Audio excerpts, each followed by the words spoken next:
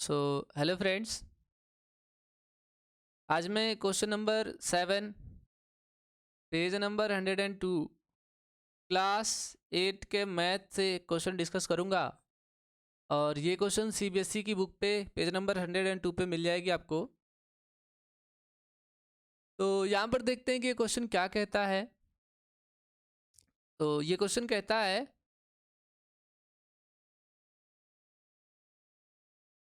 The students of class 8 of a school donated RS 2401 in all Prime Minister National Relief Fund. Each student donated as many rupees as the number of student in the class. तो find the number of student in the class. तो यहाँ पर हमसे पूछा गया है कि जो स्टूडेंट की संख्या है क्लास में वो कितनी है, ये हमें बताना है। ठीक है, स्टूडेंट की संख्या क्लास में कितनी है ये हमें बताना है। तो स्टूडेंट ये जो क्वेश्चन है ये क्वेश्चन स्क्वायर चैप्टर से है, जहाँ पर हमें स्क्वायर रूट फाइंड करना है इस क्वेश्चन में। और ये हमें कैसे पता चलता है, जैसे अगर कहीं पे बोलता है as many as,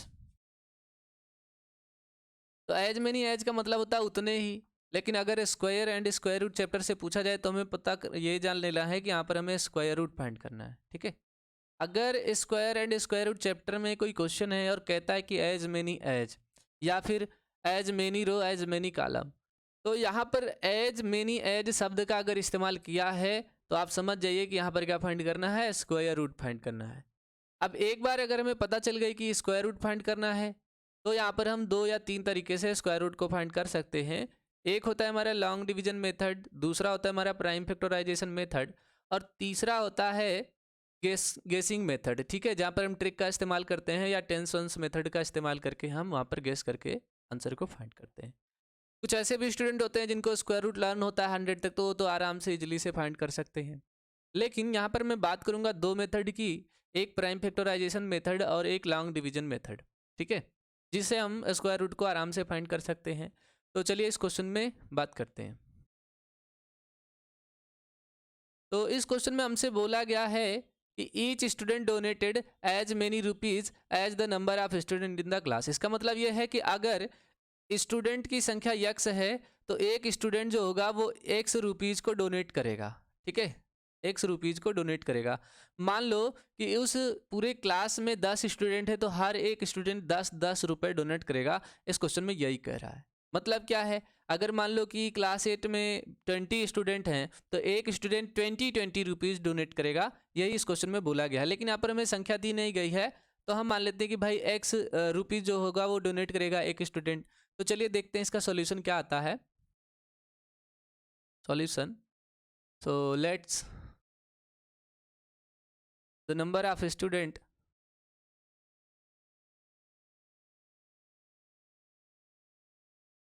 is equal to rupees donated by one student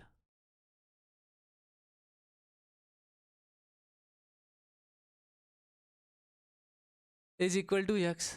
तो यहाँ पर स्टूडेंट की संख्या कितनी है, जितनी की रुपी डोनेट किया जा रहा है, और दोनों को हमने मान लिया है कितना, एक्स। तो एक्स की वैल्यू हम कैसे फाइंड करेंगे यहाँ पर।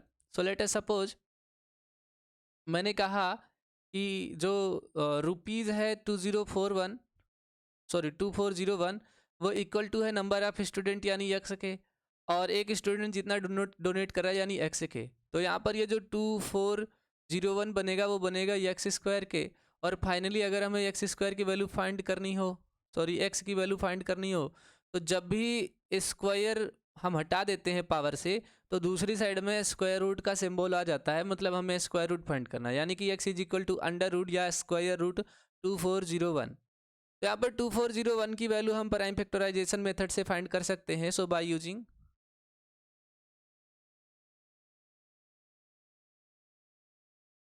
प्राइम फैक्टराइजेशन,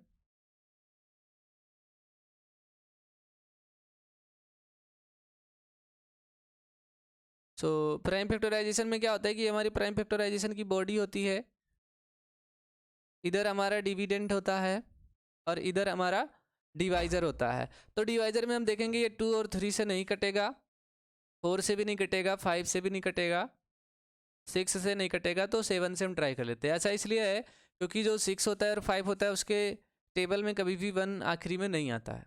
तो 7 से ट्राई करेंगे तो हमारे पास हो जाएगा 7 3 जा 21, 24 में से 21 को माइनस करेंगे तो 3 रिमेन होगा, और 0 ऐड कर लेंगे तो 30 हो जाएगा। फिर 7 4 जा 28 कर लेंगे तो यहाँ पर 30 माइनस 28 करेंगे, 2 रिमेन होगा, और 1 को और ऐड कर लेंगे तो हमारे पास 21 हो जाएगा। सो 7 3 जा 21, अगेन 7 से डिवाइड करेंगे, सो 7 4 जा 28, 6 रिमेन हो जाएगा, और 7 9 जा 63, 7 से डिवाइड कर लेंगे तो 7 7 जा 41, अगेन 7 से डिवाइड कर लेंगे तो 7 1 जा 7। तो इस प्रकार से हम देखेंगे कि जो हमारे पेयर बनेंगे यहाँ पर 7 के, वो 2 पेयर बनेंगे। तो हर एक पेयर से हम एक नंबर बाहर करेंगे, मतलब एक 7 को बाहर कर लेंगे। तो इस प्रकार से टोटल हमारे जो नंबर आएंगे 2 7 आएंगे। तो इनको राइट कैसे करेंगे वो देख लीजिए। 2401 इज इक्वल टू 7 इंटू 7। ये जो 2 पेयर बाहर आते हैं यही हमारे, इनके अगर आप मल्टीप्लाई कर लीजिए तो यही हमारे क्या होंगे, आंसर होंगे। सो 7 7 जा 49 हमारा स्क्वायर रूट होगा। मतलब यहाँ पर जो स्टूडेंट्स की संख्या है और 1 स्टूडेंट जो रुपीज़ डोनेट कर रहा है वो कर रहा है 49, यानी कि एक स्टूडेंट 49 रुपीज़ डोनेट कर रहा है और स्टूडेंट की संख्या भी 49 है। अब इसको हम दूसरे मेथड से देखेंगे। ये तो हमारा इस क्वेश्चन का आंसर हो गया, ठीक है। लेकिन इसको हम लॉन्ग डिवीजन मेथड से भी देखेंगे कि लॉन्ग डिवीजन मेथड से इस क्वेश्चन का आंसर कैसे फाइंड करेंगे। बहुत सारे स्टूडेंट कंफ्यूज हो जाते हैं कि प्राइम फैक्टराइजेशन मेथड से सॉल्व करें कि लॉन्ग डिवीजन मेथड से सॉल्व करें। दोनों से आंसर सेम आएगा कि अलग अलग आएगा, तो मैं यहाँ पे दोनों करके दिखा देता हूँ। अगर हम लॉन्ग डिवीजन मेथड से करेंगे तो ये हमारे लॉन्ग डिवीजन मेथड की बॉडी होती है, और यहाँ पे हम राइट कर लेंगे 2401। अब जब भी हम लॉन्ग डिवीजन मेथड से क्वेश्चन को सॉल्व करते हैं तो यहाँ पर जो हमें ज़रूरत होती है वो होती है कि पेयर बनाना है, ठीक है। राइट साइड से 2 2 के पेयर बनाने हैं। तो एक पेयर हमारा बनेगा 24 और एक पेयर बनेगा हमारे पास 01। लेफ्ट साइड में हम शुरू करते हैं डिवीजन। लेफ्ट साइड में अगर हमारे पास 24 है तो हम देखेंगे ये जो 24 है ये किस नंबर के स्क्वायर के इक्वल है या फिर उसके कम है। तो अगर हम 4 का स्क्वायर देखें तो हमारे पास 16 होता है, और अगर हम 5 का स्क्वायर देखें तो 25 होता है। 25 ज़्यादा हो जा रहा है तो इसलिए हम इसे नहीं लेंगे, 16 ले लेंगे। तो यहाँ पर 4 डिवाइजर हो जाएगा, और जो ये स्क्वायर है 16 इसको हम 24 के नीचे राइट कर लेंगे। तो ये हमारा डिवाइजर के सेक्शन है, यहाँ पे हम राइट करेंगे 4,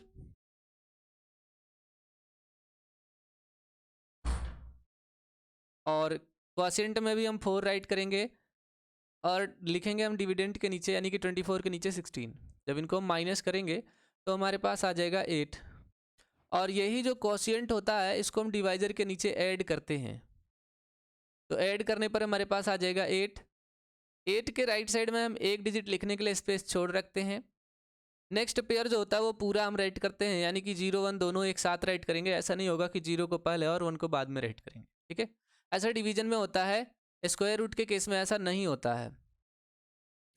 अब जो ये 8 के बगल में हमने एक स्पेस ब्लैंक रखा है, तो वहाँ पे मान लो कोई नंबर n फिल करते हैं तो n से भी हमें मल्टीप्लाई भी करना है, और मल्टीप्लाई करने पे जो आंसर आना चाहिए वो 801 के या तो इक्वल आना चाहिए या तो कम आना चाहिए।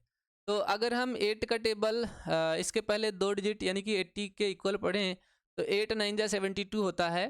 तो यहाँ पर हम 9 को फिल करके देख लेंगे।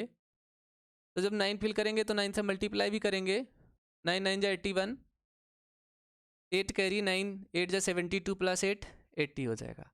तो यहाँ पर हम डायरेक्ट देख रहे हैं कि 9 फिल करने पर ये पूरा पूरा क्या हो रहा है, कट रहा है, और यहाँ पर 0 हो जाएगा। तो जिस स्टेप पे हमारा रिमाइंडर 0 होता है उस स्टेप पे क्वोशिएंट जो होता है हमारा आंसर होता है, ये हमारा क्वोशिएंट है 49। तो यहाँ पर number of students is equal two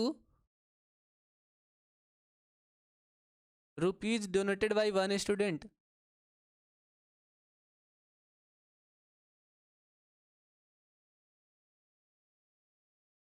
is 49, ठीक है। तो हमारा आंसर क्या होगा स्टूडेंट इसका 49। अब देखो जरूरी नहीं है कि आप ये दोनों सेक्शन करो। जिस स्टूडेंट को प्राइम फैक्टराइजेशन अच्छा लगता है वो प्राइम फैक्टराइजेशन से कर सकता है, जैसे स्टूडेंट को लॉन्ग डिवीजन मेथड अच्छा लगता है वो इससे कर सकता है। दोनों करने की कोई भी ज़रूरत नहीं है, आप कोई एक ही करेंगे, ठीक है। तो उम्मीद करता हूँ कि इस वीडियो में आप लोगों को समझा पाया होऊंगा। अगर ये वीडियो आप लोगों को अच्छा लगा है तो वीडियो को लाइक करें, चैनल को सब्सक्राइब करें और अपने दोस्तों को भी शेयर करें। इसी प्रकार के वीडियोज़ लेके मिलते रहेंगे, तब तक के लिए थैंक यू क्लास।